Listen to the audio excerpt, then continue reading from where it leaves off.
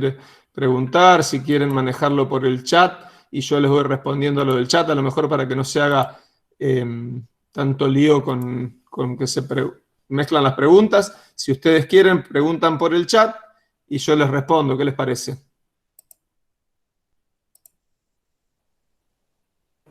Yo tengo una pregunta, no sé si la digo por el chat o por acá. No, bueno, dale, ya arrancaste, yo te escucho. El tratamiento de las artrosis, Bien. porque el que me parece que tengo yo es como de artrosis de rodilla, sobre todo lo quirúrgico, digamos. Quería saber el tratamiento en general de las artrosis. Bien, es bueno. Cuando ustedes hablen de tratamiento, por ejemplo, de la artrosis o de una fractura o de cualquier patología, en traumatología ustedes van a tener siempre dos opciones. Un tratamiento que llamamos conservador o no quirúrgico y un tratamiento quirúrgico.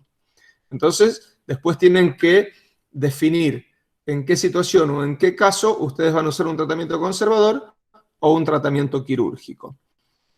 El tratamiento conservador en general, en el caso vamos a hablar de la artrosis, se aplica en artrosis de leves a moderadas, mientras que el tratamiento quirúrgico lo aplicamos ya a artrosis más avanzadas. Siempre el tratamiento tiene que ver con todo el contexto del paciente, porque ustedes recuerdan que no hay patologías, sino pacientes con patologías, y ustedes tienen que tratar pacientes. Pero para definir líneas generales, vamos a hablar de los tratamientos no quirúrgicos y de los tratamientos quirúrgicos. Como tratamiento no quirúrgico, ¿qué se les ocurre a ustedes que pueden utilizar? Decía que en las crisis dolorosas se empezaba por los AINES, puede ser diclofenac, bueno, etcétera. Y después, si es como algo más crónico, el meloxicam, que hay que darle también un omeprazol. Después, bueno, vi que se podía usar que estaba contraindicado, digo, el decadrón y los inyectables intramusculares. Sí, es relativo. Ustedes me ven la cara, supongo, ¿no? Sí. Y después otro que leí es el etorocoxib, algo así se llama, que se toma uno por día. Bien. A ver, hasta ahora vos me hablaste de medicamentos, ¿verdad? Sí. Hay otras alternativas, además de medicamentos, para hablar de tratamientos no quirúrgicos de la artrosis. ¿Qué se les ocurre o qué saben o qué han leído? Los invito a participar a todos, a los que quieran. El que yo había visto, el más conocido, es la kinesioterapia y la fisioterapia. Bien. Y después, bueno, todos los instrumentos de sostén, muletas o lo que sea que necesite la persona. Y bueno, bajar de peso si es el caso de la persona también. Eh, Ujú. y Bien, hay bueno, cuidar mucho. los ejercicios de alto impacto. Bien, o sea, hay toda una serie de lo que llamamos medidas higiénico-dietéticas que podrían entrar dentro de lo que vos estás mencionando ahora fuera de los medicamentos,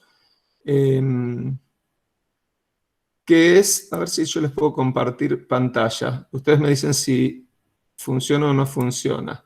¿Ahí estoy compartiendo pantalla? No, doctor. No estoy compartiendo pantalla. Bueno, mala suerte. No. Por lo menos lo intenté. Eh, En presentar ahora, doctor. sí, sí, estoy ahí, pero me parece. Tiene que seleccionar la pantalla y ahí poner. Ah, correcto. Correcto, ya voy a ir. No sé cómo compartir, pero bueno. Supongamos que... Ahí estoy, no estoy compartiendo nada. ¿Y ahí? Y ahí poner compartir ahora. Bueno, dejémoslo, no importa. Bien, les decía... no, porque esto no es lo que quería compartir. Listo, salimos. Les decía, hay medidas higiénico-dietéticas como pueden ser el descenso de peso, como pueden ser ejercicios suaves, El ejercicio para la artrosis tiene que ser un ejercicio que no tenga impacto, porque causa más dolor, pero sí un ejercicio que tenga movilidad de la articulación y un ejercicio que permita cierto tono muscular. Y el descenso de peso. Muchas veces los pacientes con artrosis y sobrepeso mejoran con el descenso de peso. Entonces, eso es tratamiento con medidas higiénico-dietéticas. A eso podemos sumarle el tratamiento con medicamentos. Como vos mencionaste, pueden ser analgésicos, que pueden ser AINES o no AINES. Lo del uso de corticoides es regular. A veces, en algunas situaciones, lo ideal no es utilizarlo de manera crónica, pero en algunas situaciones agudas se pueden utilizar. Los AINES, lo que ustedes prefieran. En general, para tratamiento crónico, sí se prefieren AINES COX-2 selectivos, o sea, que no tengan tanta gastroagresividad, tanta gastrolesividad. Y después tenemos los antiartrósicos, como pueden ser glucosamina, diacereína, condroitinsulfato. Hoy hay derivados del colágeno y ácido hialurónico, que a veces se pueden realizar intraarticulares, infiltraciones con ácido hialurónico. Eso sería como tratamiento no quirúrgico general de la ¿Puedo repetir, profe? Porque se me... Sí. ¿Puedo repetirlo, por favor? ¿A dónde te quedaste? No, justo cuando dijo los nombres de los fármacos. Los nombres de los fármacos antiartrósicos van a encontrar gran variedad en el mercado. Las drogas son glucosamina, condroitinsulfato, diacereína, colágeno y ácido hialurónico. ¿Sí? El ácido hialurónico se puede utilizar intraarticular de manera de hacer infiltraciones.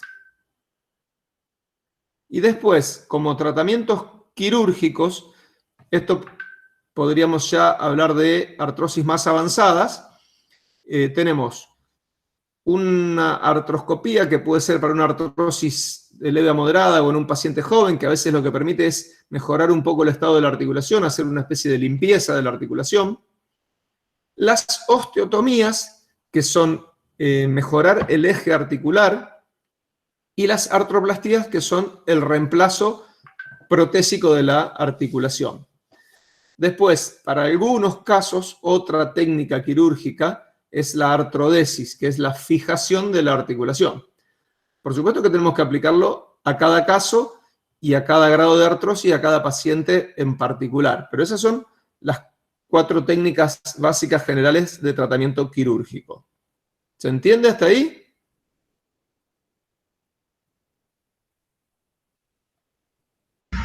Sí, sí. Bien.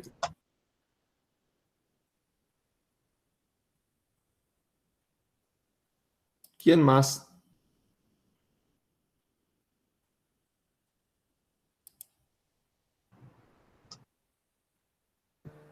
Alguien puso en el chat. Yo quería consultar sobre tema escoliosis, específicamente sobre cómo calcular el valor angular y signo de Riser, que no comprendo muy bien. Bien, esto sí que va a ser difícil. Difícil de explicar sin una imagen. Voy al signo de Riser, que es más fácil. El signo de Riser sirve para evaluar el grado de maduración esquelética del paciente. Ustedes saben que la escoliosis puede progresar mientras el paciente tenga todavía crecimiento por delante. A mayor crecimiento, mayor posibilidad de que progrese. Entonces, una manera de evaluar madurez esquelética o evaluar cuánto le queda por crecer al paciente es precisamente con el signo de Riser. Ahí estoy compartiéndolo, ¿ven? Sí, sí, Vamos. sí, doctor, se ve. Aprendo sobre la marcha, ¿eh? Bien, me alegro. Bueno, el signo de Riser, que es precisamente evaluar la osificación de... ¿Esto me sirve como puntero el mouse? ¿Les sirve a ustedes? ¿Ven mi mouse? Sí, doctor, se ve. Perfecto. Entonces, es evaluar esto que ustedes ven acá, que está graficado en el esquema de la derecha, es el núcleo de osificación secundaria de la cresta ilíaca. La cresta ilíaca comienza su osificación desde la espina ilíaca anterosuperior a la espina ilíaca anteroinferior, posterior superior, perdón, y una vez que se completó, se une al hueso de esta manera, como ustedes ven acá. Ven que acá hay un cartílago separado de la cresta y acá ya no lo ven. Esto es esquemático. Este cartílago va creciendo y se va haciendo como una medialuna sobre toda la cresta y después que llega hasta acá se fusiona y no se ve más esta línea. Entonces, ustedes tienen un grado 0, esto se evalúa obviamente en una radiografía de frente de pelvis. Un grado 0 cuando no ven nada de este núcleo de osificación, de esta medialuna. 1 cuando ven un cuarto, 2 cuando ven la mitad, 3 cuando ven 3/4, 4 cuando ya llegó completamente a ocuparlo y 5 cuando está, como en este lugar, totalmente unido. Entonces, ustedes saben que si están en un riser más chico, 0 o 1, queda todavía mucho por crecer. Mientras que están en un riser 4 o 5, ya está próximo a terminar el crecimiento o terminó el crecimiento, porque cuando este cartílago se une, se da por finalizado el crecimiento. Y eso es un signo que le permite tener una expectativa de cuánto puede progresar la curva de escoliosis, ¿verdad? Y ahora voy a la curva de escoliosis y así va a ser más fácil explicarles cómo se mide. Ahora están viendo el método de Cobbs. ¿Está bien, Riser? ¿Hasta ahí se entendió? Sí, sí, perfecto. Por ahí voy muy rápido, pero porque quiero tratar de aprovechar la clase. Pero si no se entiende algo, me repreguntan. La forma de medir la gravedad de una curva es, la más conocida es que es el método de Cobbs. El método de Cobbs se basa en realizar mediciones a través de líneas en una radiografía de frente de toda la columna. Para lograr medir un ángulo, que es este ángulo, que es el ángulo de Cobbs, necesitan determinar algunas líneas. Y para determinar esas líneas, primero tienen que saber cuál es la vértebra límite superior y la vértebra límite inferior de la curva. La vértebra límite superior y la vértebra límite inferior se determinan trazando líneas tangentes a las vértebras, a los platillos superiores e inferiores de las vértebras.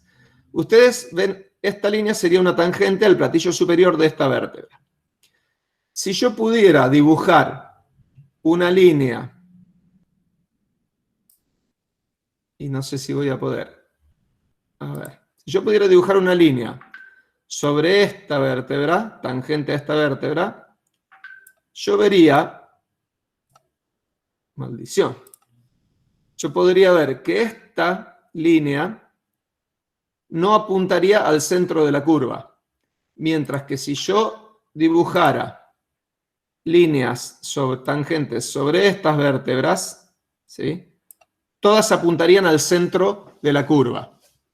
Bien, la primera línea, la primera vértebra cuya tangente superior no apunta al centro de la curva, no pertenece a la curva. Esta es la vértebra superior. De la misma, ¿se entiende?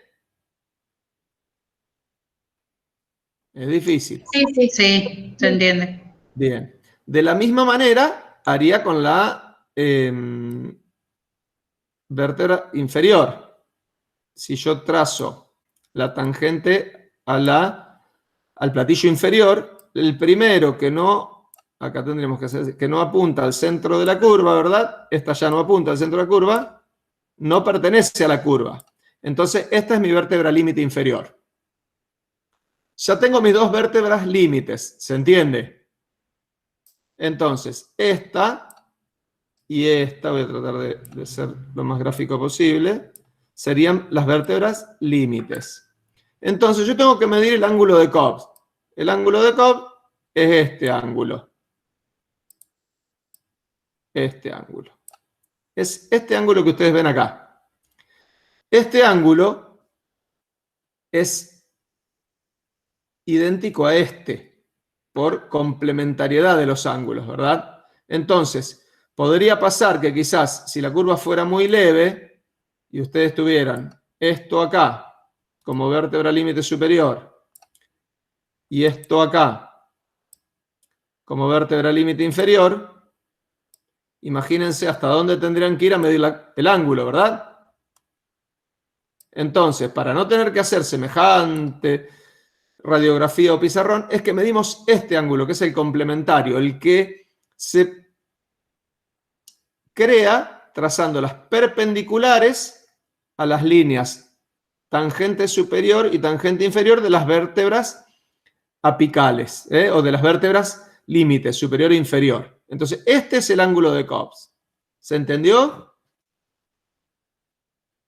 Sí. Sí. Bien. Gracias.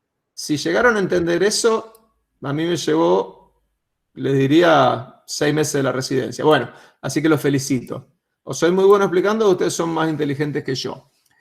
Una vez que ustedes determinaron el ángulo, entonces pueden determinar la gravedad de la curva, diciendo que aquellas curvas cuyo ángulo de Cobbs sea menor a 20 grados son curvas leves. Aquellas curvas cuyo ángulo de Cobbs entre 20 y 40 grados son curvas moderadas, y aquellas curvas cuyo ángulo de Cobbs sea mayor, acá está mal, hay que corregirlo, a 40 sería, porque si no nos quedan 10 grados acá, serían severas. La severidad de... ¿Para qué nos interesa? A ver, saber la severidad de la curva. Manuela, vos que me preguntaste, ¿para qué crees que sirve? Y para verificar qué tratamiento vamos a hacer, digamos. Bien, ¿Cómo vamos muy a bien. actuar? Muy bien, porque después ustedes combinan Riser con Cobbs, o sea, el valor de la curva con el grado de maduración esquelética les da Claro. una orientación de tratamiento. O sea, si yo tengo, por ejemplo, una curva leve en un Riser 5, ¿qué les parece que hay que hacer? Control cada 6 meses, radiográfico. Bien, o nada, porque Sí. ya terminó de crecer. Y si por el contrario tengo un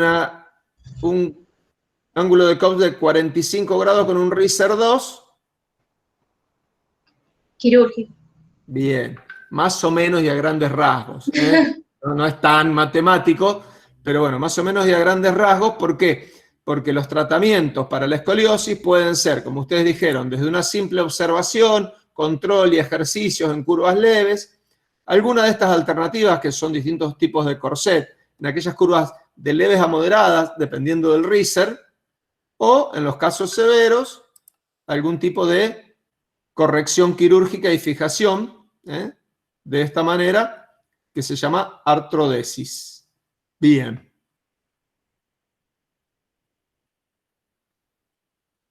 Creo que respondí a tu pregunta.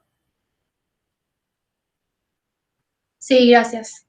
Bueno, bien. Estoy contento que aprendí a compartir. Bien.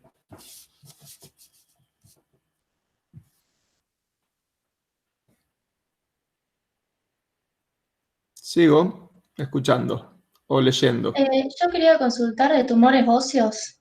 Ah, Si es importante, digamos, detallar cada tumor, o más o menos saber si son formadores de hueso, de cartílago, cuáles son. Eso. bien. Ustedes tuvieron acceso a las clases que nosotros dimos. Hay varias en YouTube, ¿verdad? Supongo que tuvieron acceso.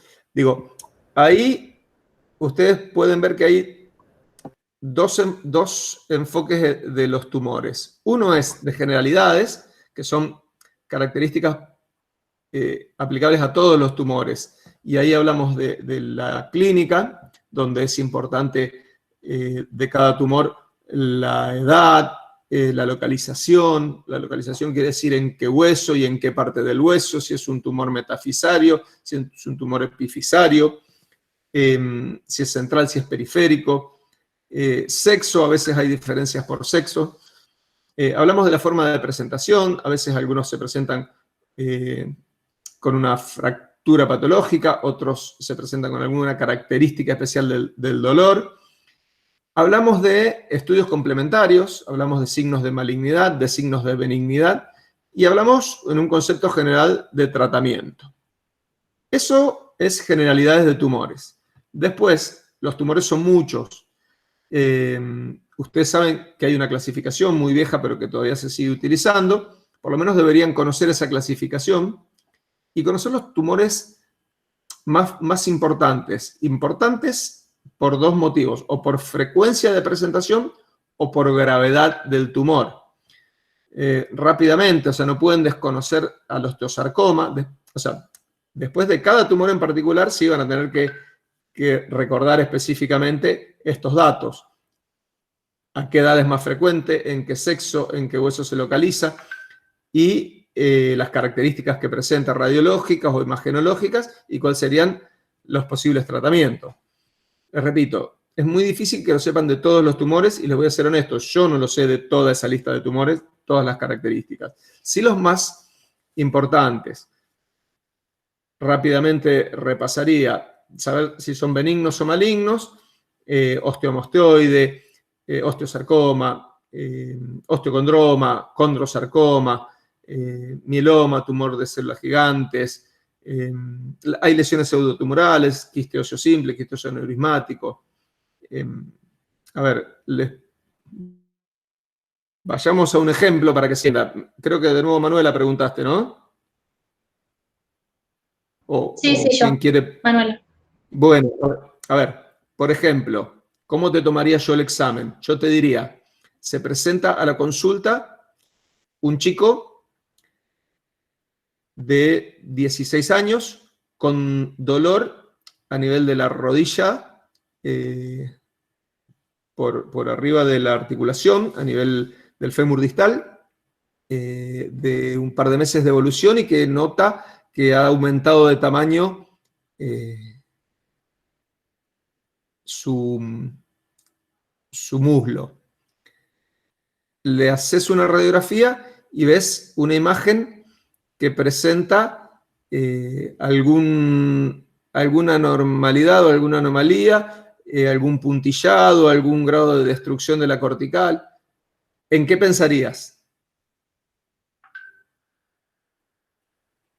Un osteosarcoma.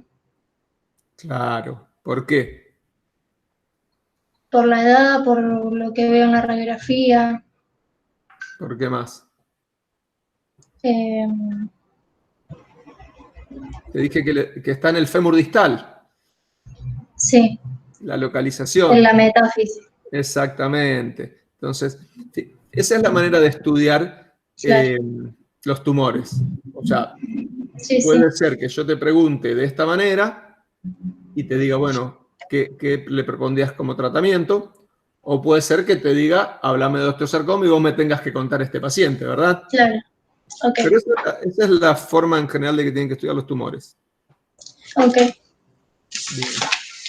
En la osteomielitis hematógena aguda. Sí. Bueno, nos vamos a basar principalmente en la clínica y el laboratorio, pero en los estudios complementarios, que la radiografía a los primeros días dice que es negativa. Correcto. O sea, que no nos vamos a basar en diagnóstico con la radiografía.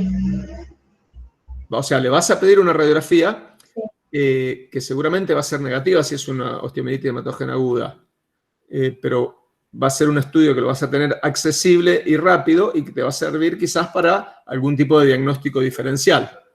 Claro. Bien. Y el estudio complementario, ¿qué hago? ¿Resonancia o ecografía? Más específico, digamos. ¿Qué esperas ver vos o qué quisieras ver vos en una osteomielitis hematógena aguda como método diagnóstico? Como imágenes. Signos de inflamación. ¿Cuál es la característica anatomopatológica de la osteomielitis hematógena aguda? ¿Ah? No sé. ¿Viste? Suerte que no estamos rindiendo. A ver, las osteomielitis hematógenas agudas en general, ¿en quiénes se dan más frecuentemente? Los niños. En los A niños, jóvenes. exactamente. ¿Qué tienen y en qué zona se dan generalmente? En la metáfisis de huesos largos. Claro, porque tiene una fisiopatología. La Claro, vía de llegada, sí. la vía de llegada del germen es sanguínea, porque es una osteomielitis hematógena, vos me lo estás diciendo. En esa zona, los capilares se hacen finos y la circulación se enlentece porque los capilares no atraviesan el cartílago de crecimiento. Entonces, ahí es donde hay una mayor posibilidad de que el germen pase al hueso y provoque una infección en el hueso, que es la osteomielitis. Porque el germen está en la sangre.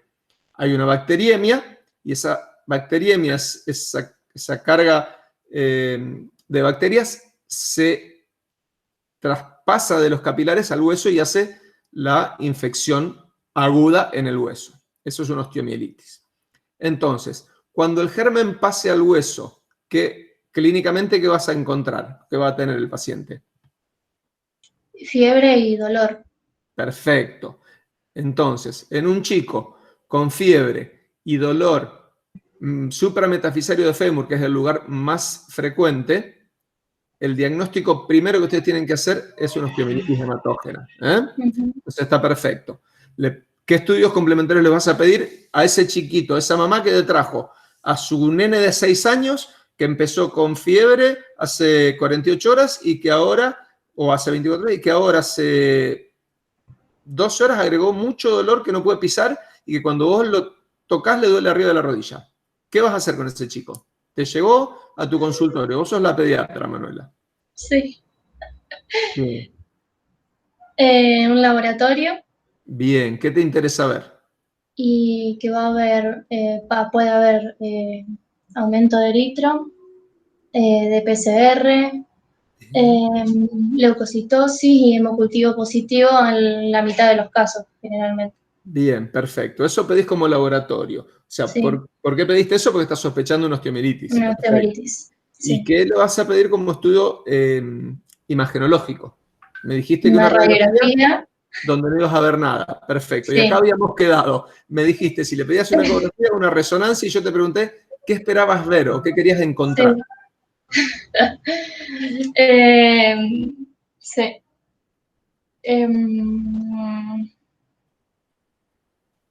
Yo te ayudo. No sé. Está bien, es una respuesta válida. Yo te ayudo.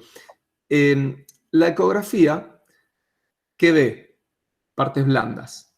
Entonces, la ecografía te puede servir si hay un absceso extraóseo, ¿verdad? O sea, la osteomielitis puede hacer un abocamiento y supurar hacia el exterior del hueso y hacer un absceso. Entonces, si tiene un absceso por fuera del hueso, la ecografía te va a ser útil. Pero en general eso no es precoz. ¿Por qué? Porque primero la infección está dentro del hueso y después sale. Entonces, vos lo que vas a pedir como estudio de elección es una resonancia magnética, porque ahí vas a poder ver edema, inflamación, absceso intraóseo, cosas que con otros estudios no ves, ni siquiera con una tomografía, ¿verdad? Claro. Sí, sí, sí. Si nosotros cuando no teníamos, no yo que soy muy joven, pero me contaban mis maestros que cuando no existía la resonancia magnética se podía pedir un centellograma óseo, ¿verdad? Que era un estudio poco específico pero muy sensible y veía una hipercaptación y ahí con la clínica te servía. Pero sin duda hoy con el advenimiento de la resonancia magnética es el estudio de elección para buscar edema óseo, absceso intraóseo. Bien, Bárbaro. muy bien. Muy bien. Osteomielitis entra, Eugenia, todo lo que tenga que ver con huesos y articulaciones y músculos y tendones y con cualquier libro de reumatología entra. Después, bueno, está en la frecuencia que se pueda preguntar o no. Creo que nunca tomé osteomielitis en 20 años, pero sería un buen momento para tomarlo, ¿no? Bueno, ya me enteré, pero pasa que en tutoría, como ni lo vimos, ni sabía que entraba, así que gracias. Las clases son muy pocas y se da lo que consideramos más importante desde la cátedra, pero bueno, alguien puede levantarse un día con ganas de tomar osteomielitis y no puedes decirle eso no entra. Profe, Sí. también, si por ejemplo yo estoy en un lugar que no tengo acceso a una resonancia, con tener la radiografía negativa, porque recién a los 12 días se hace positiva, con tener la radiografía negativa, puedo hacer más sospecha de que es una osteomielitis, ¿o no? Con la clínica, Con el laboratorio y la radiografía negativa. sí. Nosotros teníamos un viejo axioma que decía esto. Paciente, o sea, un niño que se presenta con fiebre y dolor puntual, one finger point pain, decíamos, o sea, dolor puntual que vos puedas tocar con un dedo, es una osteomielitis hematógena aguda hasta que se demuestre lo contrario. Arriba de la rodilla, estoy hablando de metáfisis distal de fémur. O sea, como que había que descartar cualquier otra cosa. Yo creo que hoy, si vos estás en un lugar donde no tenés acceso a una resonancia magnética y tenés un chico con estas características que hablamos recién, con ese cuadro clínico, con un laboratorio como el que dijo Manuela y con una radiografía negativa, si no le podés hacer una resonancia magnética en donde vos estás, derivalo a donde se la puedan hacer. No me quedaría con ese chico, porque ¿qué vas a hacer con ese chico? ¿O cuál es el tratamiento de elección? Perdón, el tratamiento de una osteomielitis hematógena. ¿Y antibiótico-terapia? Claro, perfecto. Tenés que hacer antibiótico-terapia endovenosa, o sea, tenés que internarlo y hacer antibiótico-terapia endovenosa y reposo, el chico tiene que estar en reposo en cama, y tenés que controlarlo. ¿Por qué? Porque si no evoluciona bien y hace un absceso, hay que drenarlo. Entonces, se te van a ir escapando los días si no lo controlas con una resonancia y podés llegar tarde y pasar de una osteomielitis aguda a una crónica.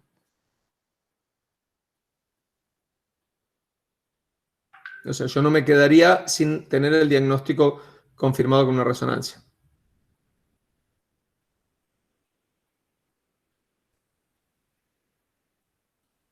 El ¿Qué tratamiento antibiótico ya que usaría? estamos. Ah, Bien. ¿Qué gérmenes son los más frecuentes que producen la osteomielitis hematógena? aureus. ¿Quién preguntó? Santi. ¿Cuáles son? ¿Ustedes tienen idea?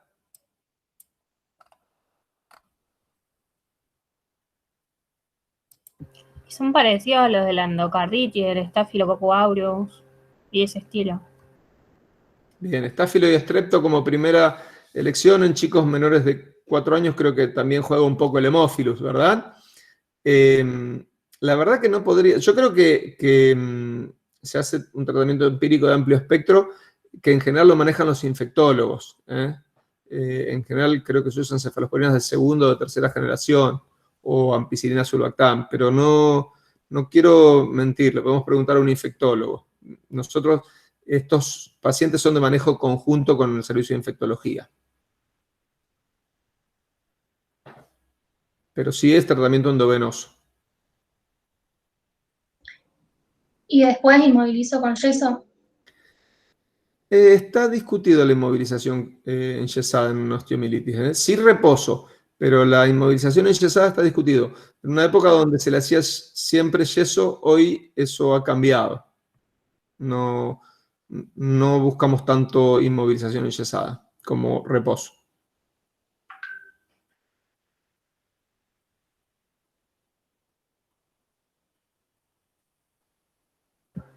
Yo tengo una duda para ver cómo repaso el tema de fracturas, porque es más o menos la mitad del libro, como para que me quede algo puntual por lo menos. ¿Es cada hueso con su clínica, diagnóstico, tratamiento y la inserción donde se puede quebrar o a grandes rasgos? Fracturas es un tema muy amplio, ¿verdad? Y ustedes tienen... es fácil de estudiar fracturas, miren. Si yo les vamos a hacer un pequeño juego y ustedes me van a contestar. A ver. Eugenia preguntó, ¿no? Sí. Bien. ¿Cuál es la clínica, la presentación clínica de un paciente con fractura de muñeca? Yo te pregunto, hablame de fractura de muñeca. ¿Cuál es la presentación clínica? Bueno, el dolor, la deformidad, el edema, puede haber elevación de la temperatura. Bien. Y que relata en el momento que se fracturó, digamos, cómo fue, que estaba haciendo cierto movimiento, una caída, lo que sea, que Bien. sintió un chasquido. Perfecto. Y eso. ¿Alguien quiere agregar algo más de la clínica? Dijo, a ver, yo repaso. A ver. Puede haber impotencia funcional. Bien, dijo dolor, dijo tumefacción, dijo deformidad, dijo impotencia funcional. Perfecto. ¿De qué estábamos hablando? De muñeca. Fractura de muñeca. Bien. Ahora, ¿quién me dice cuál sería la clínica de una fractura de tobillo? Exactamente la misma. La misma. Dolor, tumefacción, deformidad, impotencia funcional. Perfecto. ¿Quién me dice la clínica de una fractura de rodilla? Dolor, tumefacción. Bien. Y así puedo seguir con cada hueso. Entonces, presentación clínica es muy común a todas las fracturas, con algunas excepciones. Por ejemplo, presentación clínica de una fractura de cadera. Además de dolor, tumefacción e impotencia funcional. Acortamiento de miembro. Rotación interna. Externa, mi vida. Externa. Externa. Bien. Entonces, la generalidad es para todas iguales. Y después le agregan el condimento de algunas puntuales, ¿verdad? Perfecto. Eugenia, viene mi tía que se cayó y que vino con dolor, tumefacción, impotencia funcional, deformidad de la muñeca, como vos dijiste. ¿Qué vas a hacer con mi tía? Y la evaluación física general y después... Ya la viste. ¿Le vas a pedir algún estudio? Por imágenes, sí. ¿Qué le vas a pedir? Creo que lo primero que estaría a mano sería la radiografía. ¿Qué radiografía? En el par de muñeca creo que es igual al resto, frente y perfil. Perfecto. Ahora se fue mi tía a hacerse la radiografía y cayó mi hermano, que viene con dolor, tumefacción, impotencia funcional y deformidad del tobillo. ¿Qué vas a hacer? Lo mismo. Bien, o sea que clínica, diagnóstico, perfecto. Ahora, vuelve mi tía con la radiografía. Vas a ver la fractura. ¿Sí? ¿Qué tratamiento le vas a hacer? Depende del grado de la fractura. Perfecto. Si la fractura no está desplazada. Y yeso. Se inmoviliza de alguna manera. Bien, lo que llamamos tratamiento ortopédico de la fractura. Bien. ¿Y si la fractura está desplazada? Y ahí es lo quirúrgico. Perfecto. Reducción. Reducción y llama? después inmovilización. Reducción y osteosíntesis. Ese es el tratamiento quirúrgico de las fracturas. Perfecto. Ahora llegó mi hermano con la radiografía de tobillo. ¿Qué tratamiento le vas a hacer? Lo mismo que el resto, claro. Si no está desplazado, es ortopédico. Si está desplazado, es quirúrgico. Entonces, esa es la manera de estudiar todas las fracturas. Después le ponen el condimento a cada una. ¿Por qué? Porque ahora sí, vos decís, tratamiento ortopédico porque mi tía tiene una fractura de muñeca no desplazada. O sea, o mi hermano tiene una fractura de tobillo no desplazada. ¿Qué tratamiento ortopédico le vas a hacer? El yeso. ¿Qué es yeso? Vamos a lo específico ahora. Yeso bota. Tiene Perfecto. Perfecto. Entonces, ahora vamos a lo específico. ¿Por qué? A mi hermano le vas a hacer una bota de yeso. A mi tía, que tiene una fractura de muñeca no desplazada, ¿también le vas a hacer una bota de yeso? No, le vas a hacer por aquí, para el mar. Claro. Exactamente. Entonces después, por supuesto, apliquen... y si fuera una fractura desplazada de muñeca y le van a hacer una osteosíntesis, sin duda no le harían un clavo endomedular, ¿verdad? Le harían una placa con tornillo. ¿Me entienden lo que les quiero explicar? O sea, contesta tu pregunta, Eugenia. Ay, perdón, sí. O sea, digo, esa es la forma de estudiar las fracturas. Porque esa es la forma de presentar una fractura. Y Clínica, pero de clavo regular y donde es placa y tornillo, es eso la ubicación, sería. Después depende, claro, de cada fractura en particular. Ustedes saben que después además tienen algunas fracturas, de nuevo, como los tumores, algunas fracturas que por su importancia, por su gravedad o por su frecuencia, es más importante que la sepan. O sea, fractura de cadera, fractura de tobillo, fractura de muñeca, va a ser siempre mucho más frecuente que una fractura de astrágalo, ¿verdad? Entonces es más probable que les pregunten también por una fractura de cadera, de muñeca, de tobillo, de codo, que por una fractura de astrágalo. Pero no es que no tengan que saber la fractura de astrágalo. Después, hay clasificaciones que son más importantes que otras, porque ustedes tienen que clasificar a las fracturas. La primera gran clasificación, que es la que define el tipo de tratamiento, es desplazadas o no desplazadas. Pero después hay otras clasificaciones que son específicas de cada fractura. Si hablamos de fractura de cadera, hay una división muy importante. ¿Cuál es? Mediales y laterales. Claro, o sea, mediales o interarticulares y laterales o extraarticulares. Y tienen que saberlo porque también difieren en los tratamientos. Y alguien les puede preguntar una clasificación específica como la de Garden, como la de Powells, como la de Tronzo. Bueno, eso ya es estudio. Hay cosas que se pueden razonar y hay cosas que hay que memorizar. Listo, gracias. Merci beaucoup. Bien. Acá Simei pregunta por enfermedad de Pertes. Bien. Simei, en realidad, y ahora sí, enfermedad de Pertes no entrarían en el examen, porque todo lo que sea patología ortopédica infantil entra en pediatría. Nosotros no tomamos ortopedia infantil. Sí, todas las fracturas en el niño, pero no ortopedia infantil, ¿verdad? Así que no, te diría, no pierdas tiempo estudiando algo que no se te va a tomar. ¿O sí? Bueno, muchas gracias. ¿Displasia de cadera, ninguna? No está en el programa de traumatología dentro de cirugía, patología ortopédica infantil. Ni luxación congénita de cadera, ni Pertes, ni epifisiólisis, ni pivot. Lamento los que lo hayan estudiado. Nada. No se pierde, está muy bien que estudien, pero la verdad es esta. Yo sé que hay, no sé si rinden todos en Centenario o algunos rinden Baigorria. Sé que en Baigorria toman a veces ortopedia infantil, aunque no deberían. En Centenario no. La verdad es que no está en el programa y no deberían tomárselo. Y si alguien se los toma, ustedes tendrían el derecho de decir, mire, profe, esto no está en el programa. Lo que pasa es que, bueno, por ahí el profe se puede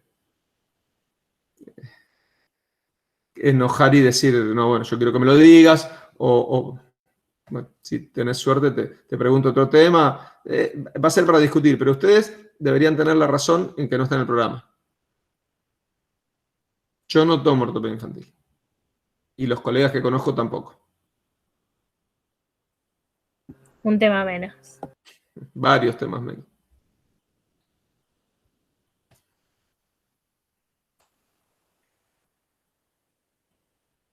Después fractura expuesta y síndrome compartimental sí entra.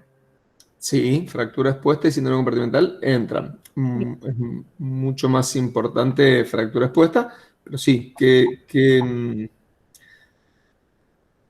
¿cuál es una fractura expuesta, Eugenia? ¿O a qué llama fractura expuesta?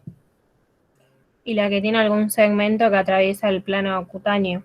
Puede ser visto o no, pero también puede atravesar los planos más profundos. Ajá, a ver, ¿están todos de acuerdo? Digamos, puede ser indirectamente. O sea, no va a estar siempre expuesto al hueso, sino que puede ser que haya una herida cutánea que permita el ingreso de... Correcto.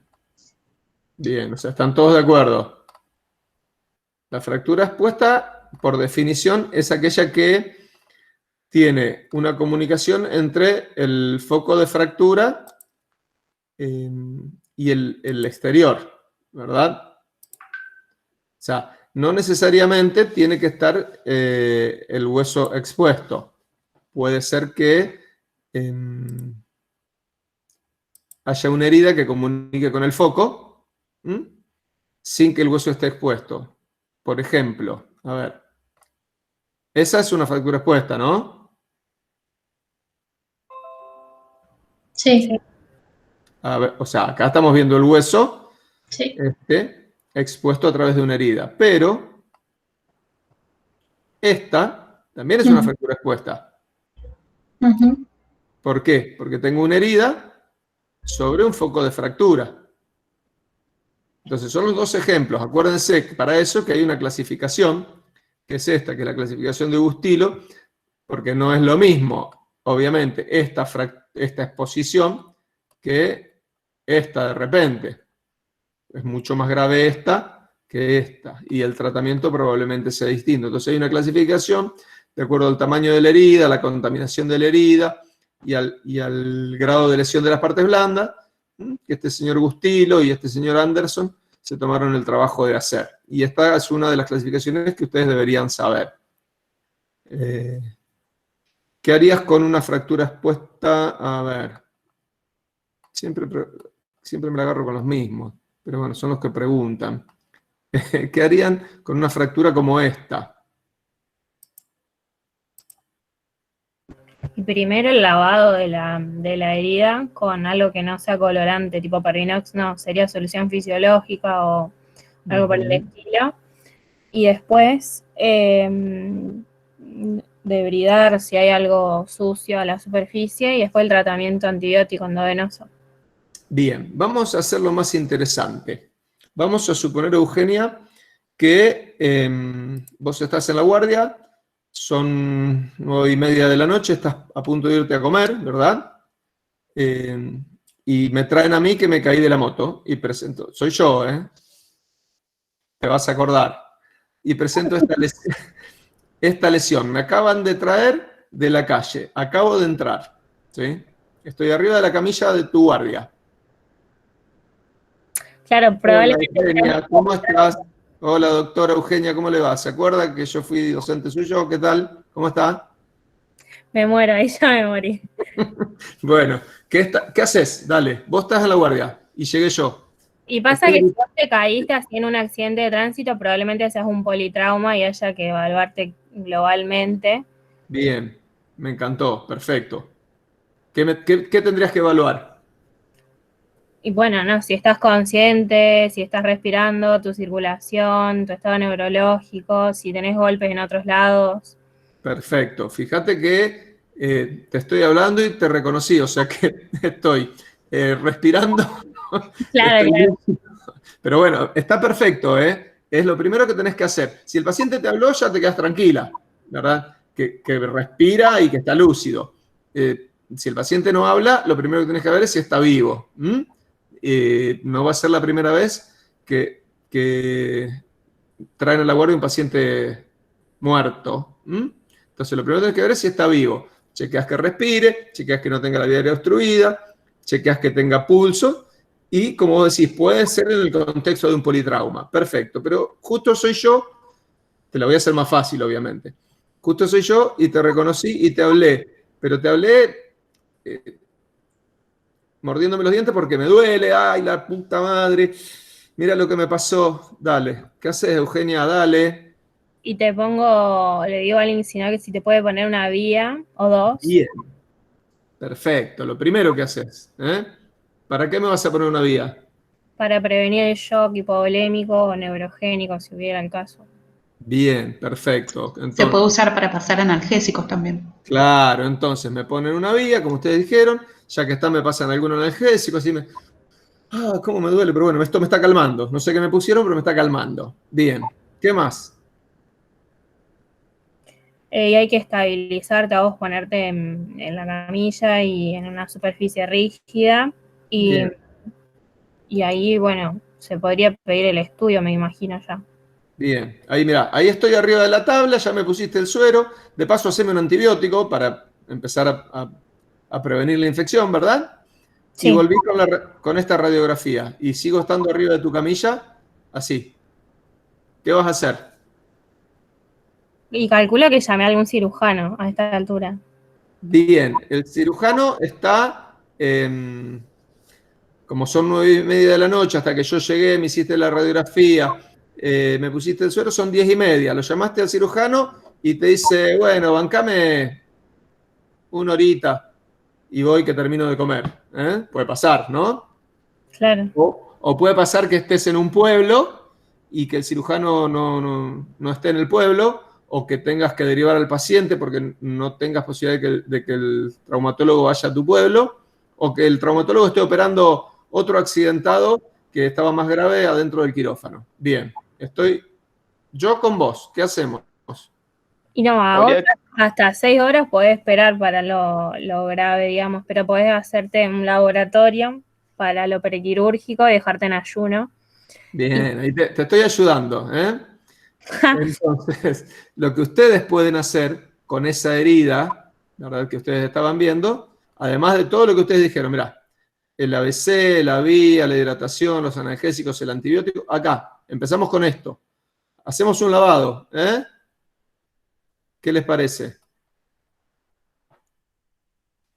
Antes de ir al quirófano, ya podemos hacer Esperen que se me tildó la compu. ¿Me ven? Sí, ¿Me sí se escuchan? ve. Bien. Podemos hacer esto, que es un lavado, ¿verdad? Esto lo pueden hacer ustedes en la guardia. Bueno. No arranca. Ahí está. Fíjense. Suero fisiológico. Sin necesidad de hacer ningún tipo de reducción, lo que hacen es lavar la herida a presión. ¿Para qué? Para tratar de, por arrastre mecánico, limpiar todas las impurezas o suciedades que pueda haber contaminando esa herida. Y después, una vez que hicieron eso, simplemente inmovilizarlo, sin reducirlo, inmovilizarlo en la posición en la que esté hasta que llegue el traumatólogo. Cubrirlo con algún apósito limpio, obviamente, para que no esté expuesto al ambiente, y dejarlo inmovilizado. Puede estar arriba de la tabla, pueden hacer una férula, no tienen que reducirlo, ¿verdad? ¿Por qué? Porque lo único que harían sería arrastrar un elemento contaminado al interior. Bien, y después, entonces viene la parte del tratamiento quirúrgico propiamente dicho, que consiste en 3 pasos. Esto ya se hace en el quirófano y con anestesia. Y esto ya sí es resorte del especialista. Pero todo lo otro lo van a hacer ustedes, chicos. Ustedes en un año van a estar en una guardia, si Dios quiere, atendiéndome. Si yo voy a tratar de averiguar quién está de guardia antes de salir en la moto. Espero que no esté ninguno de ustedes. Después les voy a contar un chiste.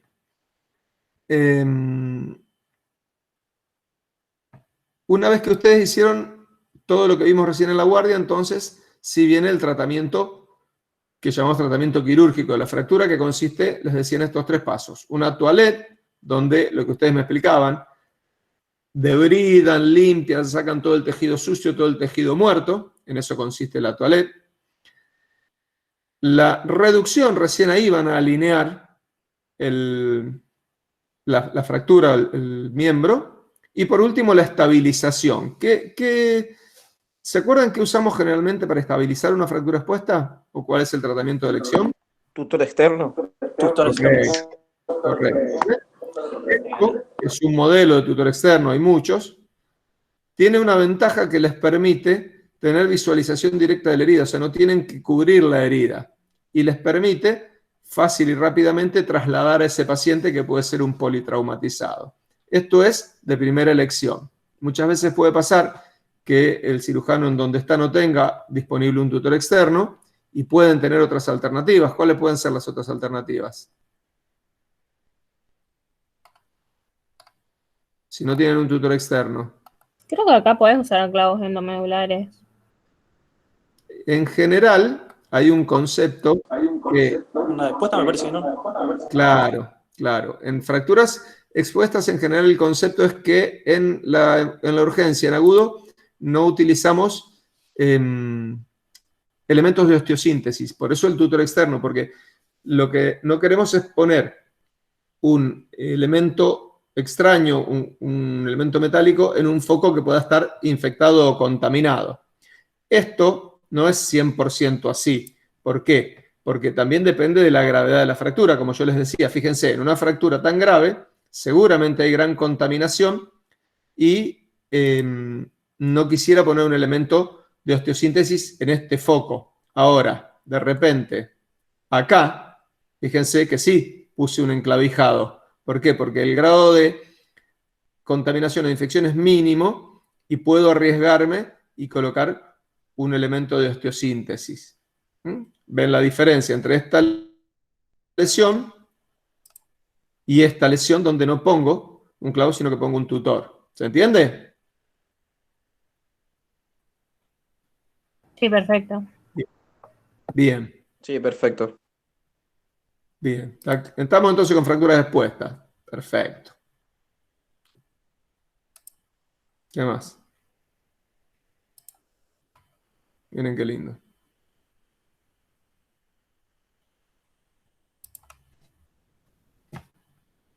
Les cuento el cuento mientras piensan. Les cuento el cuento mientras piensan, así relajamos. Bueno, Resulta que convocan a profesores de una facultad de ingeniería a subirse a un avión, los invitan a hacer un viaje en avión. Una vez que están todos sentados, los profesores de la facultad de ingeniería, la persona que los convoca les dice que ese avión había sido construido por los alumnos de su facultad. Automáticamente, un escándalo, salen todos corriendo por la escalera, se bajan todos corriendo. Excepto uno. Un docente se quedó sentado, que en este caso sería yo, ¿verdad? Entonces, cuando se le acerca a la persona que los había convocado a preguntarle por qué no había salido corriendo como los demás, tranquilamente les dice: yo conozco a mis alumnos.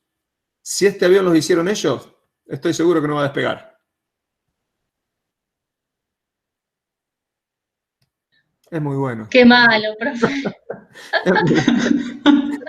Es muy Qué bueno. poca Es bueno. confianza. Fíjense, chicos, dale. Por eso, me acordé cuando dije, cuando salga a andar en moto voy a ver que no estén ustedes en la guardia. Y me hizo acordar ese cuento, pero no. Yo, sí. como que no estaríamos a la guardia. Es bueno, No, es bueno. confío en que sí, chicos. Bueno, perdón, para distender un poquito. Bien. Los escucho.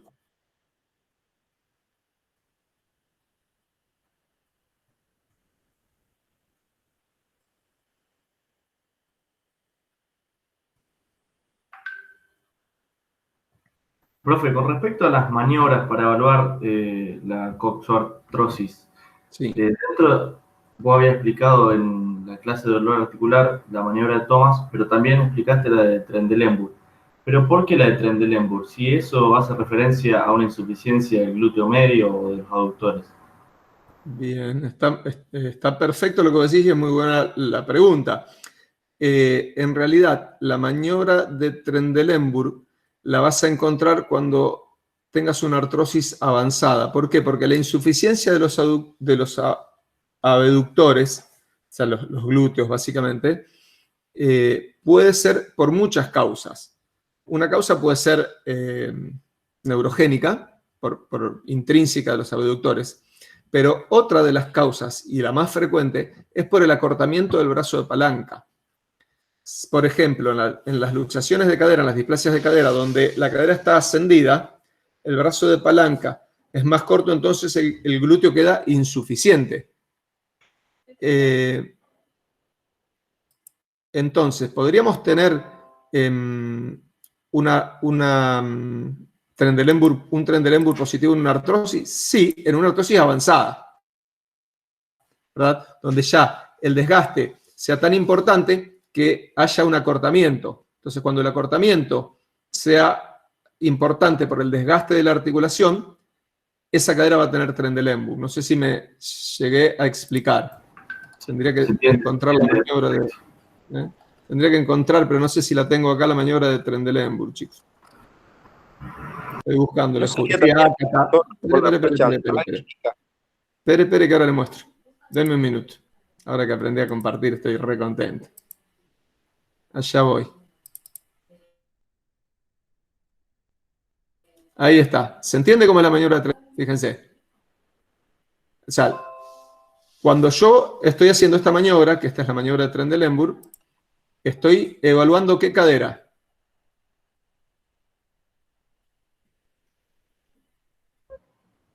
¿La que está apoyada o la que está en el aire?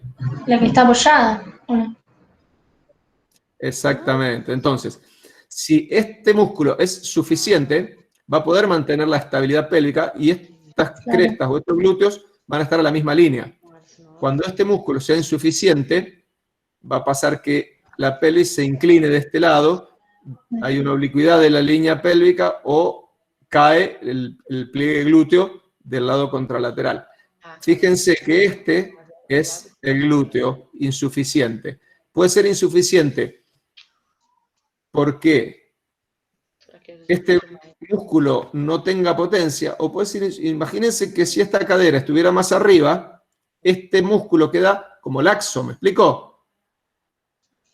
No tiene la tensión suficiente como para mantener la cadera en su lugar. Recién cuando se inclina un poquito se tensa de nuevo. No sé si me estoy explicando bien, si me entendés. Sí, ahí entendí. Me sacaste la duda, muchas gracias. Perfecto.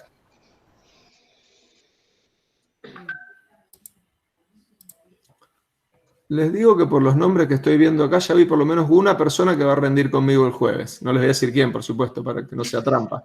Pero ya vi una. Porque ya sabemos quiénes rinden con nosotros.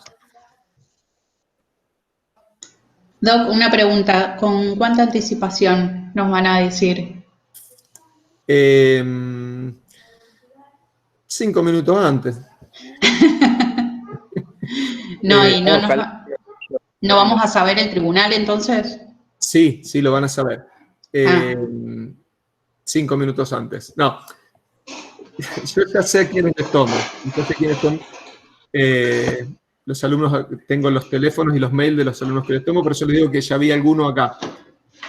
Lo que pasa es que si todavía no se comunicaron con ustedes, mañana se va a comunicar el cirujano general. ¿Por qué? Porque ustedes saben que todos pasan por un cirujano general y por un especialista.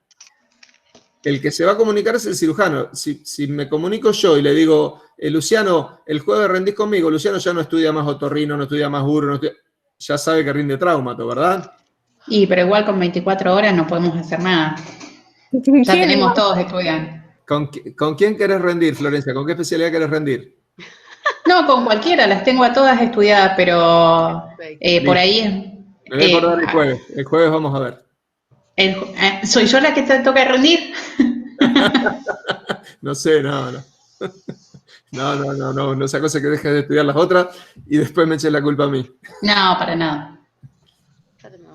No, la idea es, chicos, que entre hoy y mañana, o sea, 24 horas antes se van a comunicar con ustedes para decirle, ¿todavía no saben qué día y qué horario rinden o eso ya lo saben?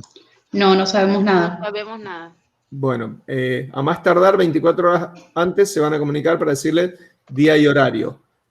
Y el cirujano, pero no el especialista. Mucho estrés, profe, nos está matando el estrés. Nada, tranquilo. Sí, Doc, estamos con los que sufrimos de ansiedad, estamos al horno. Por otras cosas. No, me imagino, es una situación desagradable desafortunada para todos, pero bueno, creo que hay que poner un poquito de voluntad de parte de todos, hacer un esfuerzo, estamos aprendiendo todos muchas cosas. Para nosotros también va a ser nuestro primer examen virtual, así que téngannos paciencia. Creo que es parte del aprendizaje. Ustedes estudien. Estudiar tienen que seguir estudiando de la misma manera. Bueno, vamos, tenemos un ratito más. ¿Quién quiere preguntar algo más? Si no, tengo otro cuento, ¿eh? No.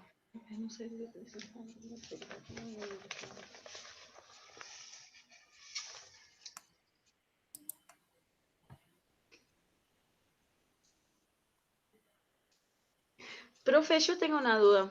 Sí. En fractura de pelve, Sí. cuando hablemos de fractura estable o fractura inestable con menos de 2 milímetros, hacemos tratamiento conservador, ¿sí? Fracturas estables, sí. Bueno, ¿cómo hacemos la estabilización de esa pelve? ¿Cómo es el tratamiento conservador? Bien, en general, reposo.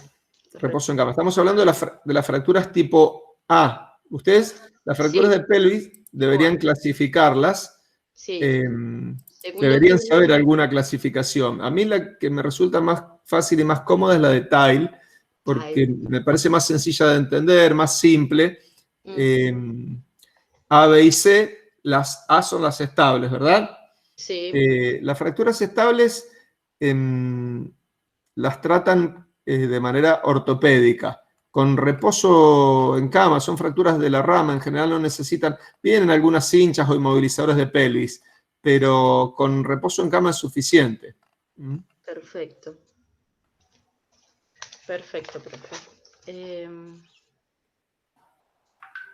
A ver, tengo otras dudas más, así que... Eso ya se está...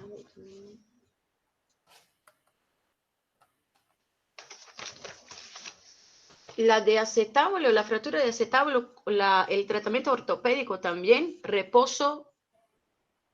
Sí, las fracturas de acetábulo... Bien, las fracturas de acetábulo son fracturas articulares. Acuérdense que Sí. el concepto general para las fracturas articulares es que somos menos tolerantes de los desplazamientos. Sí. Estas son las que, los 2 milímetros de los que vos hablabas, no permitimos o no es tolerable escalones en la interlínea articular, desplazamientos de más de 2 milímetros. ¿Por qué? Porque traen con seguridad una artrosis precoz, dolor y un desgaste prematuro. Entonces, en general, en las fracturas articulares somos más exigentes y el tratamiento es quirúrgico cuando tienen algún grado de desplazamiento. Cuando no son desplazadas o tienen menos de 2 milímetros y son fracturas estables, Sí. en las fracturas de acetábulo también el tratamiento es reposo, o puede ser en colocar una tracción esquelética supracondílea como para mantener la articulación en el lugar y que no se desplace. ¿Me explico? Sí, sí, perfecto. Bien, ahora en las fracturas, las que más frecuentemente son desplazadas de acetábulo, el tratamiento es quirúrgico, es la reducción y osteosíntesis. Siempre buscamos una reducción lo más anatómica posible y una fijación interna estable para permitir la movilidad precoz. Esto como concepto general para todas las fracturas articulares. Sí, perfecto. Y la rehabilitación de las fracturas simples y de las fracturas inestables después de la cirugía, ¿con cuánto tiempo empieza? ¿Después de cuánto tiempo? Bien. Bien, depende mucho de... A ver, en una fractura estable que vos hiciste un tratamiento conservador ortopédico, en general para cualquier fractura. Tomemos una fractura de acetábulo o tomemos una fractura de muñeca. Un paciente que lo dejaste en reposo en la cama o un paciente que le hiciste un yeso. La rehabilitación comenzaría cuando la fractura consolidó. Por ejemplo, en la fractura de muñeca, si le hiciste un tratamiento ortopédico con yeso, ¿cuánto tiempo se lo vas a dejar al yeso? La de muñeca... depende de la fractura, ¿no? Por ejemplo, la fractura de Colles dejamos 45 días de Cochet y de la Smith Perfecto. 30 días. Entonces, una fractura de Colles que no estaba desplazada y que le hiciste un tratamiento ortopédico, ¿cuándo vas a empezar la rehabilitación? Ah, pues eso. Y con yeso, claro, con yeso no va a poder rehabilitar, ¿no? Perfecto. Sí, O sí. sea que la rehabilitación va a empezar cuando le saques el yeso, después de los 45 días. Claro, perfecto. Vamos a algo un poco más complicado, como una fractura de pelvis o como una fractura de acetábulo. Deberías esperar al menos que la fractura esté estabilizada. A ver, en el caso de una fractura de acetábulo que lo dejaste en reposo, una fractura de pelvis que lo dejaste en reposo, a lo mejor el primer mes lo dejas en cama sin moverse y ya después del mes que la fractura quizás no está completamente consolidada como para que el paciente camine, pero sí para que se sienten en la cama, al borde de la cama y empiece a hacer algunos ejercicios. Perfecto. ¿Verdad? Sí. Entonces, por ahí la rehabilitación puede ser de alguna manera progresiva. Quizás empezás con movilidad y recién le das carga después de los 2 o 3 meses. Eso con tratamiento ortopédico. Con un tratamiento quirúrgico depende mucho de cuán firme y cuán estable haya quedado la cirugía que hiciste. Y depende el tipo de fractura y el tipo de osteosíntesis que utilizaste. Pongo 2 ejemplos. Un paciente con una fractura de tibia de trazo transverso, medio diafisaria, estable, con un enclavijado endomedular, al segundo día ya está haciendo ejercicio y probablemente a los 15 días ya está caminando. Bueno. Mismo paciente con una fractura intraarticular de platillo tibial, con hundimiento que tuviste que ponerle injerto y que quedó no tan firme, y a lo mejor para que empiece a pisarlo esperás un par de meses. Bueno. ¿Vieron el caso de este corredor de moto que se fracturó el húmero hace 15 días? No. Marc Márquez creo que es. No, yo no lo vi, profe. ¿Nadie sigue motociclismo? No, estamos muy a full estudiando. No. Bueno, hace creo que 15 días atrás hubo una carrera de MotoGP y Marc Márquez, que es un corredor famoso que probablemente lo hayan escuchado nombrar, se cayó y tuvo una fractura de húmero. Tuvo una fractura de húmero. Ajá. Denme un segundo. Lo operaron, obviamente. Le hicieron una osteosíntesis. El loco quería volver a correr y a la semana ya estaba haciendo ejercicios y a los 15 días volvió a correr. Oh. También depende por eso, de quién estamos hablando, de cuánta necesidad tenga de hacer la actividad, de cuánta plata pierde. A ver, si sos Messi y te perdés la final de la Champions, quizás te interese más volver rápido a jugar que si sos Sergio Lera, que sos un muerto horrible y si no jugás les hace un favor, ¿no es cierto? Sí. No, ¿quién dijo sí? Son jodidos. Dijo sí. No estoy justo estaba buscando si encuentro el video. Yo no fui por si rindo con vos.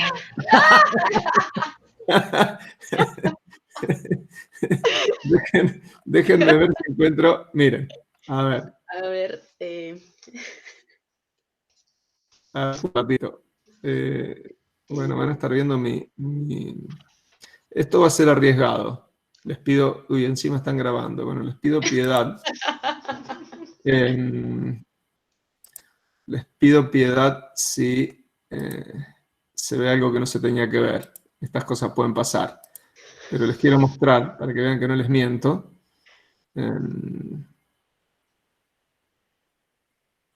No voy a poder compartirlo. No, porque tendría que compartir ahí y no me deja. A ver. Ya sé. A ver. Ya estoy. Ya estoy. Acá. ¿Ahí ven? Aún no. Ahora sí. ¿Ven la nota, verdad? Sí. Marc Márquez operado de una fractura de húmero. Sí. Bien. A ver si tengo para mostrarles.